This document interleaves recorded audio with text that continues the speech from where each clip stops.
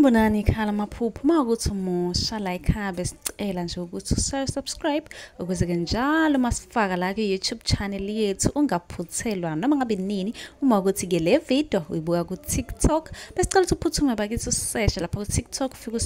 usifollow ngijwayele kuba live nje uzobona wonke ama video amaningi kodwa ama video amaningi agcwele la ku YouTube so kwakho ukuthi subscribe and turn on a notification bell ukuze njalo uma ngifaka ama video izothi nqinqi efonini yakho ukuze ubone ukuthi la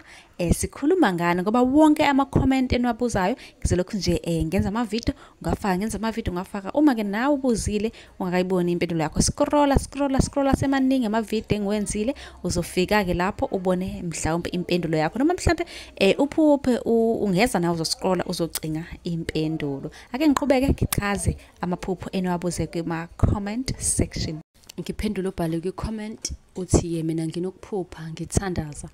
kwesinye isikhathi kuyenzeka ngiphuphe ngendiza ngabe leli phupho lichaza ukuthini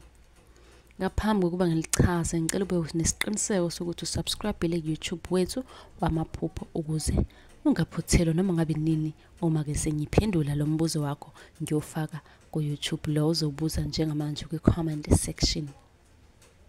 leli phupho lokuphupha uthandaza noma undiza libika ukuthi ke unesithunywa esiphezulu wena ufanele ukuphakama empilweni kahle lapho kuthiwa ngisho uphupha umuntu odumile ufanele nje ukuphakama unamandla kahle akho unamandla nje impela kanti ke namandla uwathola emkhulekweni kusho ukuthi kumele uzwane nokukhuleka kunamandla nje akakhona lapho uthi ukhulekele into kufeze kuphenduleke ngobani amandla akho akhona lapho uma unombuzo ungabuza ku comment ngizobe sengikwenzele yakhe video ngichazele kabanzi ngalokho ozobukubuza nisale kahle.